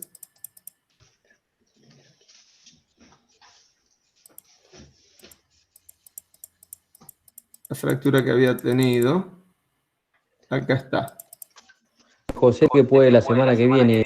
No. Esta era la fractura que le había tenido. ¿La ven? Sí. ¿Alguien la quiere describir? Ya que estamos. Bueno, ya que estamos. Es una fractura completa. Sí. Desplazada. Bien. ¿Qué más? Además de desplazada. Extraarticular. Correcto. Diafisaria. Sí. Y... ¿qué más me falta? Bien, está cabalgada. Es un trazo. ¿Qué tipo de trazo es? ¿Transverso? No. Sí. Transverso. Acá es transverso, ¿verdad? Y acá es... Allá medio oblicuo. Claro, ahí tiene un tercer fragmento. Ahí tiene un tercer fragmento. ¿Qué le harían? Ya que estamos charlando. A ver, supónganse que Marc Márquez Una tracción. los vino a buscar a ustedes para que lo traten. ¿Qué le harían? Bueno, Una tracción. una reducción anatómica. ¿Es tratamiento Reducción. ortopédico o es tratamiento quirúrgico? Quirúrgico. Bien. ¿Qué le harían? ¿Por qué es quirúrgico? Tracción. Una reducción anatómica y Sí. una osteosíntesis con placas y tornillos. Perfecto. ¿Quién dijo eso que no estoy viendo? Ay, no, profe, no. No, pero está muy bien. Porque es lo que le hicieron. Loren Martins, soy yo por Bien. ahí, Loren. Es lo que le hicieron. No encuentro la radiografía del postoperatorio inmediato, chicos, pero miren qué contento que estaba. Fíjense. ¿Y qué dice acá? ¿Quién lee? Correrá en... Martens correrá en Jerez a 5 días. O sea, recién operado a los 5 días, ya estaba haciendo ejercicio y quiso correr en moto. No solamente quiso, corrió. Sí. ¿Qué opinan? Me parece un montón. Me parece que tenía mucha plata y así que tenía que volver a correr. Fíjense lo que le pasó. Claro. Normalmente, ¿qué sería? Cabestrillo por 3 semanas con ejercicios pendulares y después a las 6 semanas arranca con otro tipo de ejercicios. A ver, 3 semanas, 6 semanas, todo lo que vos quieras. Lo que no tendrías que hacer es correr en moto a los 15 días, ¿no es cierto? Claro. Eso está claro. Totalmente. Entonces, La placa. claro, rompió la placa, fíjense. Claro. No Sí. encontré la previa, pero esto se volvió a fracturar. Rompió la placa. Sí. Entonces, listo, dejamos de presentar porque no sea cosa que aparezca algo raro en mi WhatsApp. Me arriesgué mucho con ustedes. Bien. A ver, para el tema de rehabilitación, depende cómo haya quedado estable la fractura, pero además depende también qué vas a hacer. O sea, vos podés, con esa osteosíntesis, si quedó firme, empezar a movilizar, quizás un cabestrillo la primera semana y después empezar a agarrar cosas livianas, poder alimentarte, pero no ir a un gimnasio a hacer pesas, a hacer parada de mano. Obviamente que te va a pasar esto, ¿verdad? Sí. Bien. Bueno, seguimos. Bueno, seguimos. Otra duda. La verdad es que queremos saber, yo estoy acá con una amiga, no sé si te acordás que ayer te mandamos mensajes de las fracturas de... Gabriela. Gabriela, sí. Hola. Y bueno, quedamos con unas dudas como la vasocervical, la clasificamos como extra por la vasculatura y intracapsular por la anatomía. ¿Qué decimos en el examen? Decimos Lo que eso. quieran, total le van a errar seguro. No, profe, por Dios. En realidad, es como ustedes dicen, chicos. O sea, es una fractura. A ver, las fracturas mediales y laterales se dividen de acuerdo a la inserción de la cápsula, ¿verdad? Sí. Entonces, desde el punto de vista de su localización, es una fractura lateral, porque está por fuera de la inserción de la cápsula articular. ¿Sí? Sí. Miren. O sea, para mí es una fractura lateral. Esa es la verdad. Pero está bien lo que ustedes dicen. Es medio relativo que sea medial por la... Fíjense. Esta sería la fractura basicervical. Sí. Y acá está considerada como extracapsular o lateral. ¿Por qué? Porque la cápsula se inserta exactamente acá. Exactamente ahí. ¿A dónde se inserta la cápsula? A ver si la tenemos por algún lado. ¿Ven dónde se inserta la cápsula? O sea que si la fractura está acá, está en el límite. Sí. Es muy fino. La mayoría de clasificaciones la toman como extraarticular o lateral. Bien. Bueno. Y toman las mediales o intracapsulares como subcapitales o transcervicales. Sí. O medios cervicales también se puede decir, ¿no? O medios cervicales, ¿sí? Bueno. Sí, en portuñol. A ver qué más.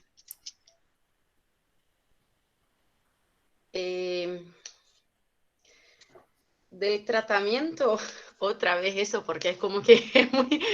de la cirugía, las no desplazadas directamente decimos osteosíntesis, las desplazadas directamente decimos astroplastía, profe.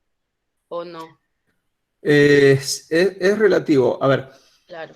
las fracturas de cadera en general son todas de tratamiento quirúrgico. Es una excepción. Es muy raro hacer un tratamiento no quirúrgico a una fractura de cadera. Esa sería la excepción. Porque es una fractura que no se puede inmovilizar y que, o sea, no se puede enyesar y que obligaría a tener el paciente en reposo mucho tiempo o en una tracción, con lo cual sería muy incómodo. Las fracturas laterales,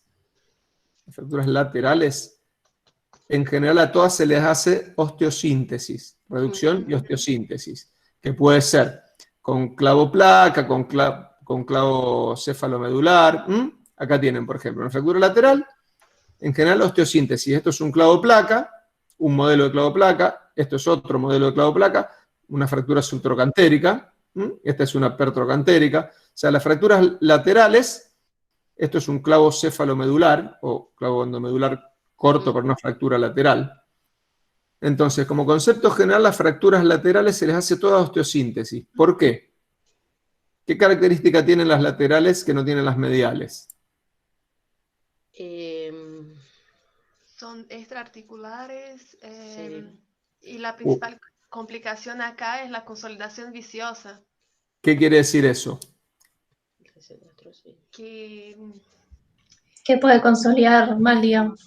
Claro. No en la posición Si no- anatómica. Pero Si quiere no la decir que tratamos consolidan, rápido, consolida muy rápido, si no la tratamos rápido. que en general consolidan. Sí. ¿Por qué? Porque ¿qué pasa con las fracturas mediales? La vasculatura. Claro. Al contrario, las fracturas mediales pueden tener, por su irrigación, ¿verdad? Pueden tener muy frecuentemente pseudoartrosis, sí. ¿verdad? No consolidar. O pueden hacer la otra complicación que es la Necrosis. necrosis. Entonces, como las fracturas laterales no hacen ni pseudoartrosis, o sea, es muy raro que hagan pseudoartrosis y necrosis, lo ideal es hacer una osteosíntesis para preservar el hueso del paciente. En las fracturas mediales es mucho más frecuente la pseudoartrosis o la necrosis y tiene que ver en general con la irrigación y tiene que ver en general con esto, ¿verdad? Con el tipo de trazo y con el grado de desplazamiento, sobre todo con Garden. Sí. Entonces, ahí empezamos de nuevo. Sabemos que tenemos que hacer una cirugía. Tenemos, como ustedes me dicen, dos alternativas. La osteosíntesis o el reemplazo articular, ¿verdad? Sí. O sea, la osteosíntesis, que se puede hacer con tornillos en general, o el reemplazo articular protésico. ¿Cuándo elijo uno y cuándo elijo otro? Esa es la disquisición. A ver, hay situaciones que son blancas o negras y después hay un montón de grises. ¿Cuáles son los blancos o negros? La edad del paciente. Sí. El desplazamiento. Bien, perfecto. A ver, ¿quién habló? Gaby y Loren. Están mal. Bueno, o para el que quiera. A ver, vamos a hacer blancos y negros. Paciente de 25 años con fractura medial de cadera, Garden 1. ¿Cuál es el tratamiento? Sí. ¿Están todos de acuerdo? Hacer reposo e ir aumentando la carga progresivamente también, porque no es incompleta la Garden 1. Bien, vamos a hacer Garden 2. Si soy yo, a mí pónganme 2 tornillitos. Es una cirugía así, mínimamente invasiva, y no tengo 25 años, tengo al revés, denlo vuelta y ese soy yo. Justo. Es una cirugía mínimamente invasiva con bajo riesgo y que en vez de dejarme un mes así mirando el techo en la cama, al otro día agarro las muletas, voy al baño, me siento en la computadora. Claro. Entonces, yo te aseguro, Luciano, que aunque sea una Garden 1, ¿por qué? Porque si vos al paciente lo haces agarrar muleta al segundo día, la Garden 1, y que se siente en el inodoro, corres el riesgo de que de Garden 1 pasa a Garden 2 y se hace una fractura completa. Entonces, si vos querés tratar ortopédicamente una fractura de cadera, tenés que dejarlo en la cama un mes. Yo no quiero quedarme en la cama un mes. ¿Sí? Sí, hay que tomar en cuenta también el contexto, la vida del paciente, el trabajo, todo lo que conlleva socialmente. Yo te estoy hablando de un blanco, o sea, de casos muy sencillos ¿por qué? Porque podemos discutir tu tratamiento en un paciente cardiópata de 95 años, Garden 1.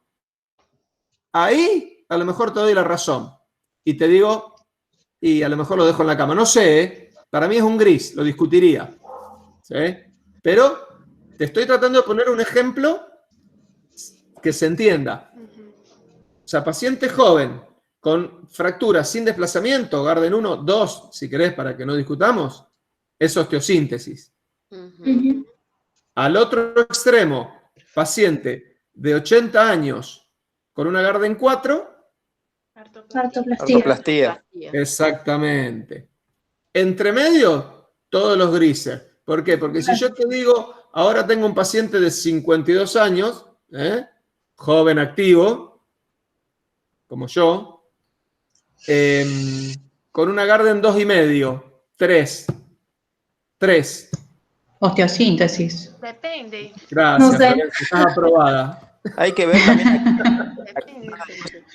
la actividad física, cosas que digan, bueno, tiene buena calidad ósea, la cortical y eso, poder Bien, hacer. ahí, eso es lo que quiero que entiendan, que, digamos, en los extremos, en los blancos y en los negros, es fácil, en los grises es donde se pone linda la medicina, donde ustedes tratan, claro, tratan no fracturas, sino pacientes, ¿verdad?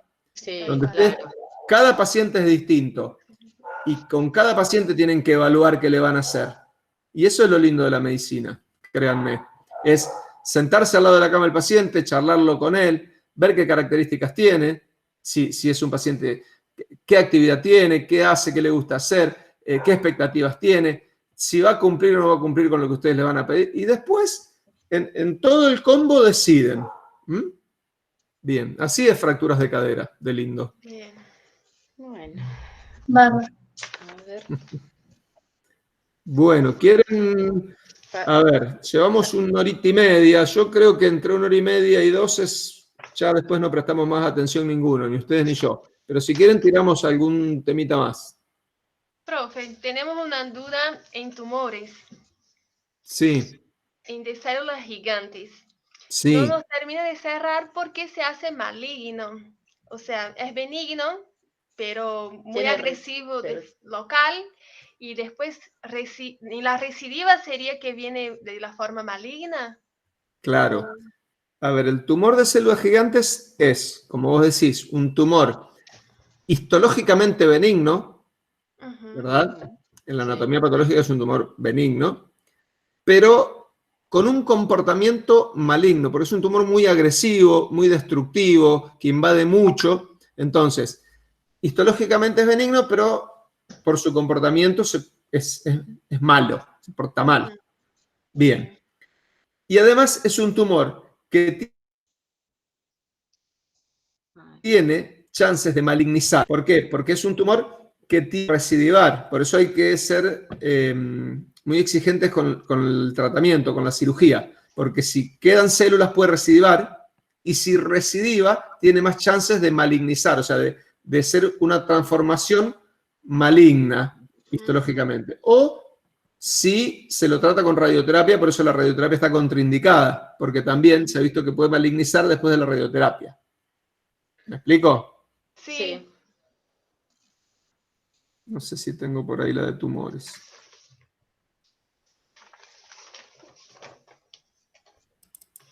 Aparte la radiología, por ahí, si tenemos que hacer una cirugía, complica un poco la cicatrización de la herida y por La esas cosas radioterapia, también puede ser. sí, la radioterapia tiene indicaciones específicas. Es cierto que puede traer trastornos a nivel de la piel y hay que evaluar bien si se hace antes o después de la cirugía. Muchas veces hay tiempos que esperar porque la radioterapia persiste actuando un tiempo largo después de que se hizo y para indicar una cirugía por ahí hay que tener en cuenta también eso, los tiempos que pasaron desde el...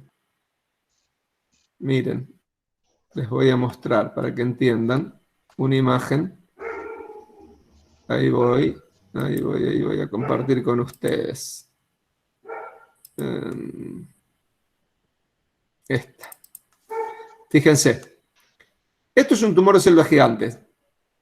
Histológicamente benigno, pero fíjense qué agresivo, qué destructivo. Si ustedes ven esta imagen, pensarían que es un tumor maligno por el grado de destrucción y de invasión de la, fíjense, ¿eh?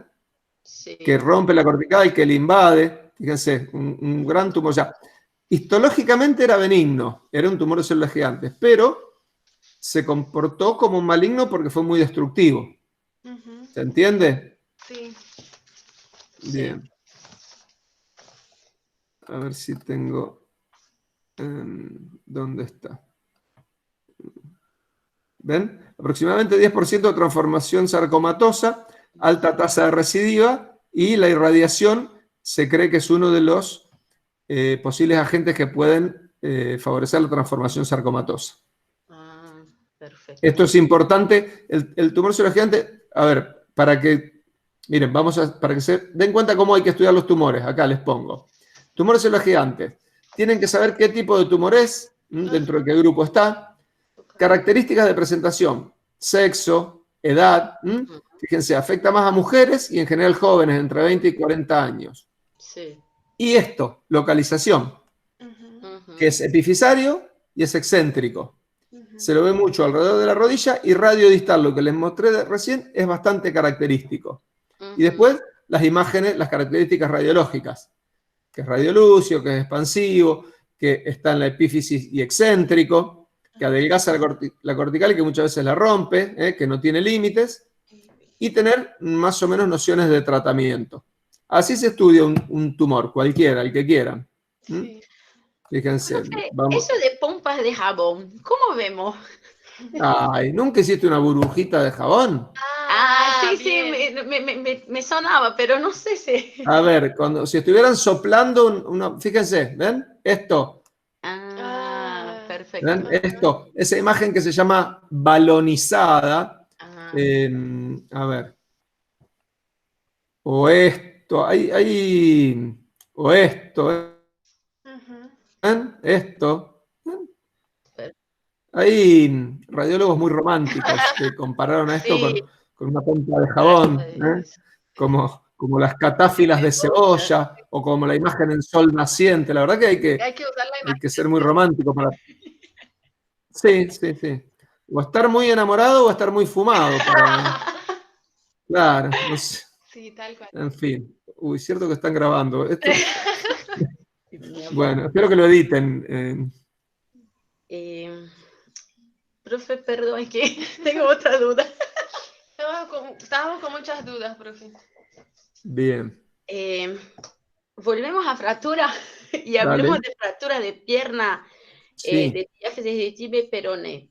Sí. En las fracturas con desplazamiento, ¿qué hacemos con los niños? Y que los niños salgan de la guardia, ¿los sacás?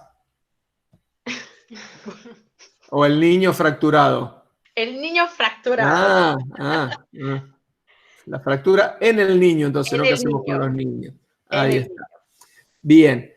En general, fracturas en los niños tienen algunas diferencias con fracturas en el adulto. Primero, tienen un periósteo grueso, recuerden, y entonces hacen fracturas que se llaman ¿cómo?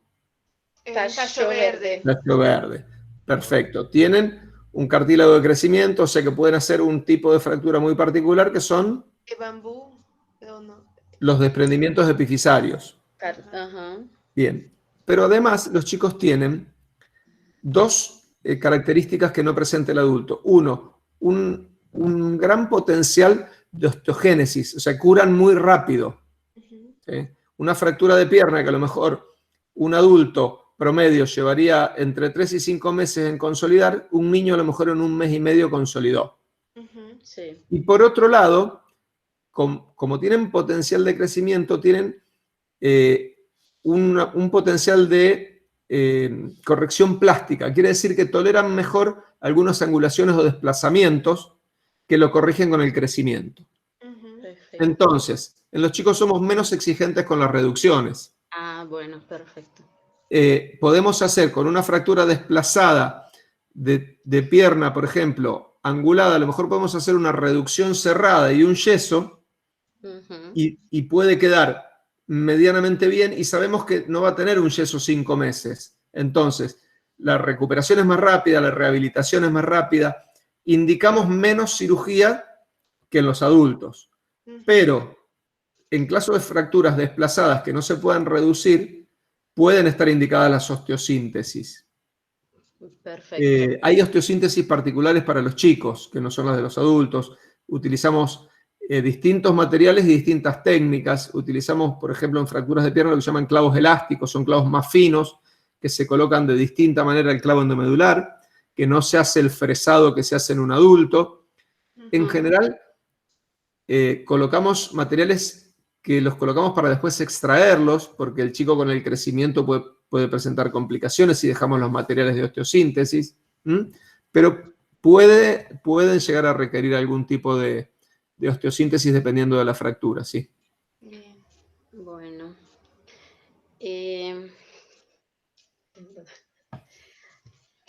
Cuando tenemos fractura de los dos huesos, nosotros teníamos entendido que si es en la diáfisis, operamos la tibia nomás, ¿sí? ¿Y cuándo operamos el peroné? El peroné solamente son importantes los últimos 8 centímetros, porque forman parte de la articulación del tobillo. Perfecto. ¿Sí? El resto podría no estar. De hecho, el peroné es un hueso que se utiliza para hacer injertos autólogos en otro hueso. Ustedes pueden sacarle a un paciente el peroné entero, respetando los últimos 8 centímetros, para colocarlo como injerto en otro lado. Hay muchas cirugías que se hacen de ese tipo. Entonces, el peroné se hace osteosíntesis solamente en el tobillo. Perfecto. En el resto de la pierna no se hace osteosíntesis del peroné. Como ustedes dicen, queda... puede incluso no consolidar, y no es importante. De hecho, a veces hacemos lo que llamamos osteotomías del peroné para permitir la consolidación. Miren, les voy a mostrar, total, ya que estamos, 2 ejemplos. ¿A dónde estoy? Acá. ¿Les parece mejor que yo les comparta o les parece que no? Sí, por favor. Sí. Me parece que es más gráfico, ¿verdad? Sí. Fíjense, ahí están viendo mi pantalla. Sí, ahora sí. ¿Están viendo? Sí. Bueno, descríbanme esta fractura. Completa, Una fractura Desplazada. de tibia y fíbula, desplazada. Sí, de tibia y peroné, fíbula es latín. Fíbula es en Brasil, profe, perdón. Escuchen, a ver, para ordenarse cuando van a describir una fractura, sean ordenados. Yo tengo que cerrar los ojos y entender mentalmente lo que ustedes me están diciendo y ir dibujándome la radiografía. Entonces, yo les pedí que me describan esta fractura. ¿Qué es lo primero que me tienen que decir? Que es completa. Que es el hueso que está. Bien. Claro. Claro. Yo te digo, mi hermano tiene una fractura completa. ¿De qué? De fémur, de tibia, de falange. Bueno. Bien, entonces, vamos de nuevo. Es una fractura de diáfisis de tibia y peroné. Perfecto, bien. Entonces, el hueso. El lugar, en la diáfisis me dijeron, bien. Acuérdense que la diáfisis se dividía en tercios. Sí, y un tercio proximal, medio y distal. medio. Bien, ¿esta dónde estaría? En el medio. Sí, podríamos decir, por ejemplo, si dividimos en tercios, estaría la unión. Yo la Tercio medio. Unión entre tercio medio y tercio distal, por ejemplo, describiría esa fractura yo, para tener un poco más de aproximación. Pero unión entre tercio medio y tercio distal, bien. Ahora sí, ¿qué más? De tipo del trazo transverso. Bien. Completa. completa. Bien. Completa, desplazada. Bien. Y O sea, importante el trazo, importante el... En valgo. Bien, perfecto. Angulada en valgo. Están todos de acuerdo, ¿verdad? Que está angulada en valgo. Sí. Bien. ¿Qué le harían? Ya está ahí al lado la respuesta.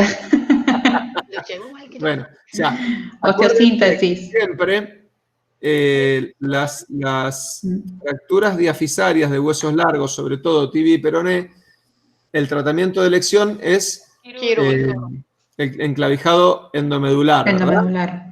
Bien. Esperen que me acabo de dar cuenta que esto está mal. Esto es voltear horizontalmente. Ahí está, porque si no, esta era una pierna derecha y esta era una pierna izquierda. Así de paso voy corrigiendo el PowerPoint. Bien, entonces, hicimos una osteosíntesis con un clavo endomedular de la tibia y fíjense el peroné. Sí. No nos importa cómo quedó. ¿Por qué? Porque les dije que lo importante es los últimos 8 centímetros que son los que forman parte de la articulación del tobillo. O sea, esto puede quedar así, a veces consolida, a veces no. No hay problema. Otra, fíjense. Vamos.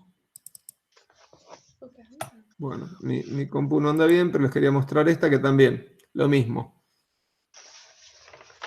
Pero bueno, esa es la respuesta a tu pregunta.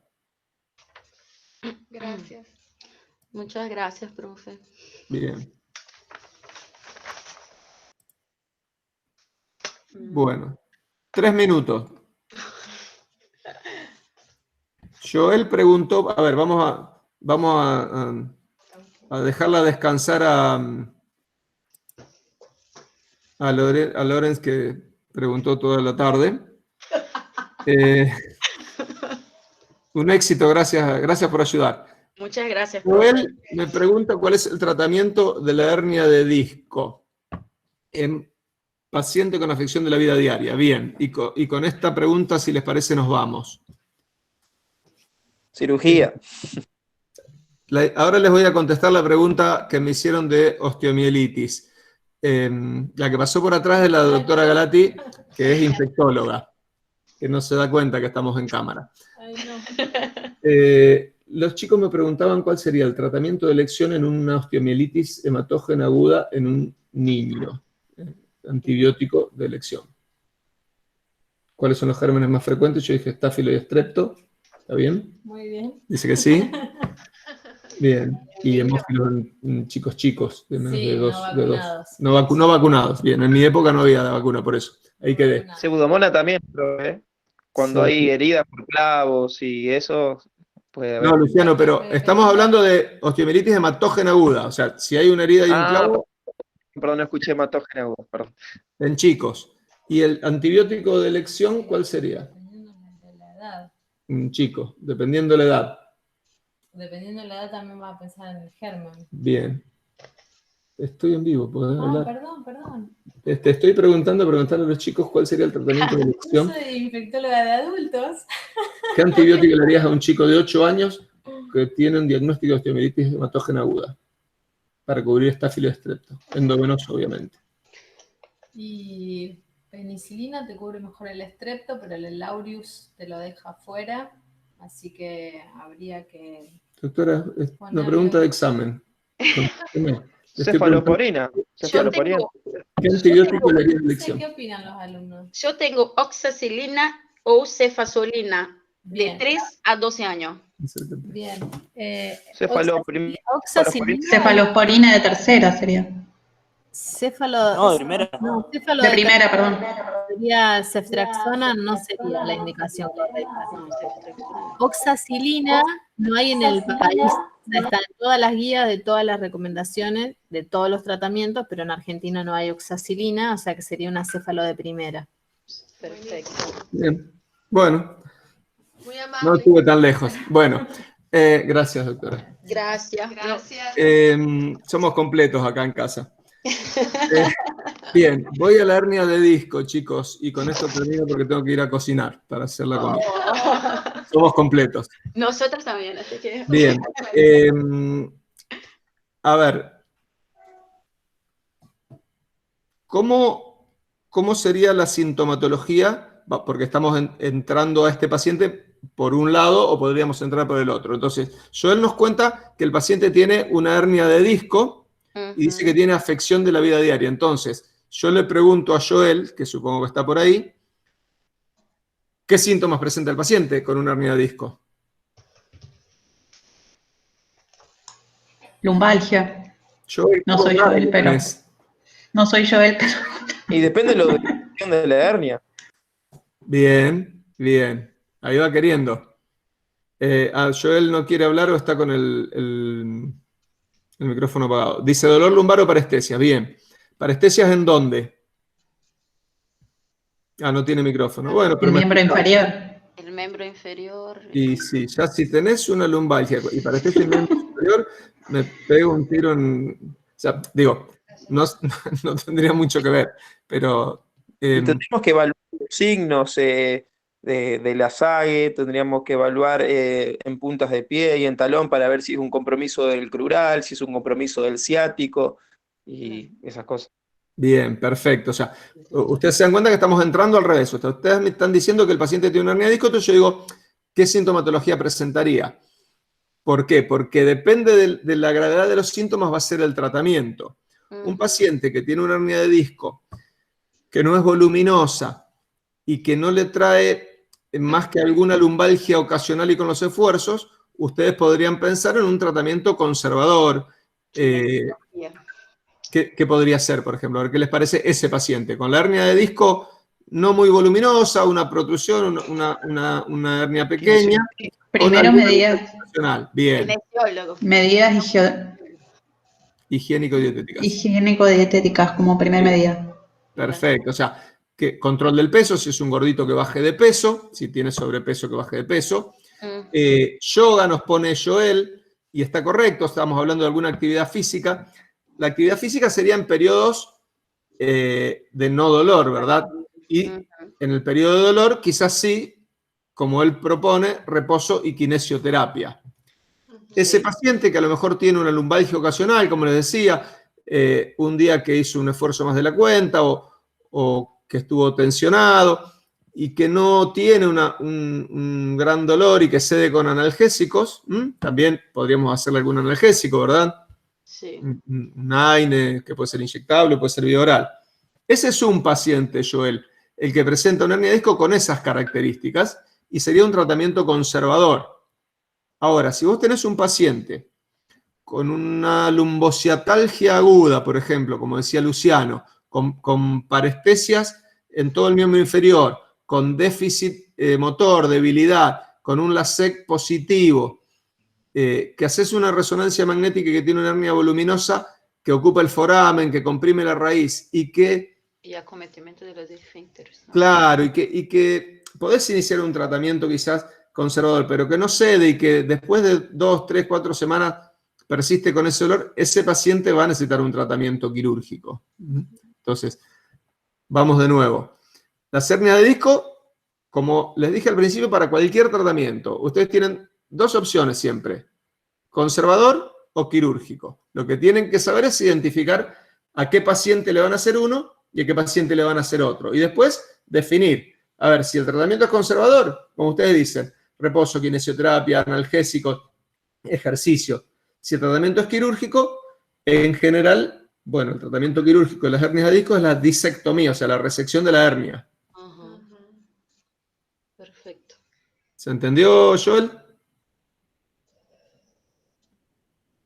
Bueno, chicos, espero que les haya servido. Creo que ha sido un buen rato, casi 2 horas charlando. Me divertí. ¿Puedo rendir con usted, profe, por favor?